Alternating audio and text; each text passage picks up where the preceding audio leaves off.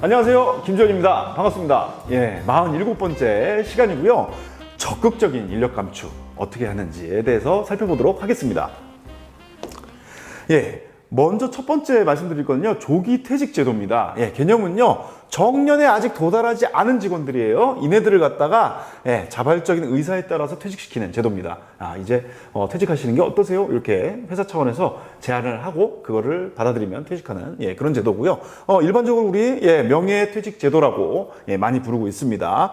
그래서 보통 퇴직을 할 때 퇴직금 이외에도 뭔가 별도의 수당이라든지 뭔가 다른 조건들을 제시해가지고 받아들이게끔 이렇게 많이 하고 있고요. 보통은 정년이 얼마 남지 않는 직원들을 대상으로 해서 도입을 하고 있습니다. 그러면서 이 방법은 결국 이제 퇴직 수당, 퇴직금 이런 것들 외에 별도의 비용을 조직에서 부담을 해야 되기 때문에 상당한 경제적 비용이 요구된다는 특징이 있고요. 직원 입장에서는 또 사람들이 조기퇴직에서 많이들 조직에서 떠나니까 이때 결국 남은 직원들 입장에서는 업무량이 늘어난다라는 인력 방출이 있을 때 나타나는 현상이 마찬가지로 나타납니다. 그리고 이제 권고사직 같은 경우에는 사실 이제 자발적 의사도 물론 있겠지만은 어느 정도 반강제성을 이제 가지게 됩니다. 그러다 보니까 직원 입장에서는 정신적 부담을 느낄 수밖에 없다라는 거죠. 이런 부분도 같이 살펴봐야 된다라는 거고요. 그리고 이제 또 적극적인 방법이 아예 보상을 동결하는 겁니다. 이건 뭐냐면 직원들한테 이제 임금이라든지 복리후생 이런 것들을 지급하는 그 조건들을 갖다가 동결시켜 버리는 거예요. 그러니까 매년 물가 상승률이 예를 들면 2%다 3%다 이런 식으로 이제 올라가게 되는데 임금을 수준을 그대로 유지시켜 버리면 실질적인 임금 수준은 떨어지게 되는 거죠.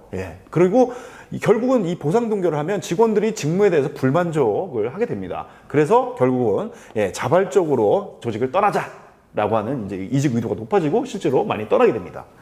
방법은 크게 두 가지 단계로 나눠집니다. 첫 번째는요, 임금은 예년 수준에서 비슷하게 먼저 인상을 시킵니다. 그런데 이제 복리후생 수준을 동결시켜 버리는 거예요. 더 이상 올려주지 않고. 그리고 2단계에서는 이제 이것만으로 안 되니까 임금하고 복리후생 수준을 모두 다 동결시켜 버리는 방법으로 해서 임금을 보상 수준을 막아버리는 거죠. 그리고 이렇게 했을 때는 앞에서도 말씀드렸지만 직무 불만족을 야기시킵니다. 그렇기 때문에 결국은 모티베이션, 일하고 싶어하는 그 의욕이라든지 이런 것들이 완전히 망가지는 게 되는 거죠. 그리고 또 직원들한테는 정신적 부담이 됩니다. 왜냐하면 물가는 오르는데 내 월급은 그대로니까 실적인 경제적 부담이 더 커지거든요. 그래서 이제 정신적 부담도 커지고 또 직원들이 그게 불만이어가지고 이제 조직을 떠나게 되면 남은 직원들은 그 남은 업무들을 해야 되기 때문에 업무량이 증가하는 단점이 있고 앞에서 말씀드렸지만 물가 상승만큼 임금 수준이 올라가지 못하기 때문에 실질적인 임금 수준 하락에 효과가 있다라는 것입니다.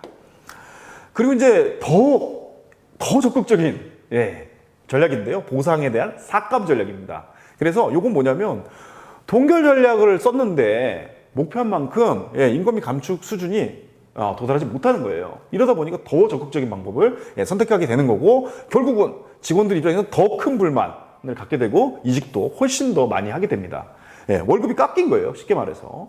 그래서 이것도 두 단계로 가는데 첫 번째는요. 복리후생비 자체를 삭감하거나 아예 없앱니다. 예전에 예를 들면 자녀 학자금 지원을 계속 해줬었는데 학자금 지원을 대학은 이제 안 해준다.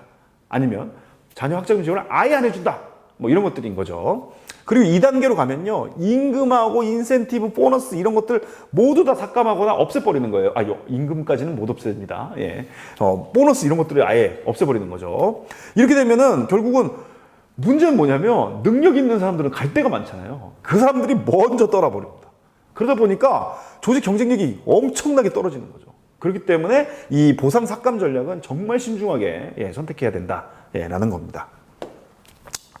그리고 이제 진짜 강력한 방법, 결국은 해고 방법이 있는데 조직의 의지에 의해서 직원들이 강제적으로 떠나는 것, 이것이 바로 이제 해고죠. 그래서 이제 통상해고가 있고 정리해고가 있는데 통상해고는 뭐냐면은 직원들이 이제 뭔가 범죄를 저질렀거나 규칙을 위반했을 때 그거에 따라서 징계를 하면서 이제 해고를 하는 경우고, 정리해고는 회사가 너무 어려워요, 이런 이제 경제적 이슈 이런 것들이 있을 때 직원들을 해고하는 방법이 바로 정리해고입니다. 그런데 이제 우리는 노동법상 이제 보호가 되고 있는데 아주 긴박한 그런 경영상의 필요가 있어야 된다. 이것들을 하기 위해서는 회사가 지금 완전 진짜 망하기 직전이다. 뭐 이런 경우, 예, 그러기 위해서 먼저 해야 되는 건 해고가 아니라 이 해고를 회피하기 위한 노력이 먼저 돼야 된다. 라는 거고요.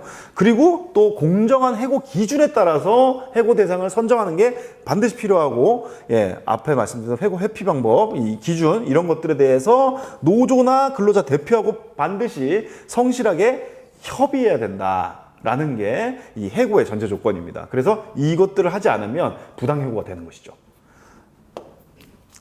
예, 그리고 이제 이런 해고, 이런 활동들이 일어나고 나면은 직원들이 이제 일자리를 잃잖아요. 직장을 잃게 되는데, 그때의 전직을 도와주는, 예, 전직 지원 제도도, 예, 많이 활용되고 있습니다. 그래서 피치 못하게 직원들을, 예, 퇴직시켜야 될 때, 이네들의 이제 심리적인 저항, 예, 경제적 타격을 받고 이러기 때문에 이런 심리적인 저항도 줄이고, 또 남아있는 직원들도 아까 업무량이 늘어나고 이런 어려움들이 있잖아요. 이런 것들에 대한, 예, 심리적 안정을 취하기 위해서 하는 프로그램을, 예, 전직 지원 프로그램이라고 합니다.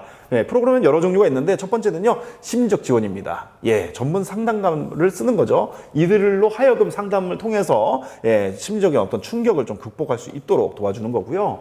개인 개발도 있습니다. 예, 퇴직자의 어떤 강약점이나 적성 이런 것들을 분석을 해가지고 향후에 이 사람은 좀 이런 쪽으로도 갈 수 있겠다라는 것들을 가지고 이제 경력 개발 방향도 잡아주고, 또 이 사람이 이제 재정적으로 어려울 수 있잖아요. 경제적으로 어려울 수 있으니까 이런 부분에 대해서 좀 어떻게 해결할 수 있을까, 이런 방안을, 예, 조직의 어떤 전문가들하고 함께 공동으로 수립하는 방법이 바로 개인 개발이고요.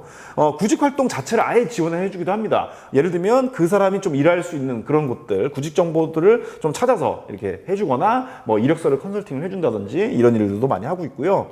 또 조직을 이렇게 해서 떠났어요. 그래서 다른 곳에 이제 재취업을 했는 다음에도 지속적으로, 예, 계속 적응을 도와주는 것까지도 포함을 하고 있습니다. 전직 지원 프로그램에요. 예, 이렇게 이제 적극적인 인력 감축, 정말 이제 해고까지 다뤄봤고, 또 전직 지원에 대해서도 소개해 드렸습니다. 다음 시간에는 좀 더 유익한 내용으로 찾아뵙도록 하겠습니다. 감사합니다.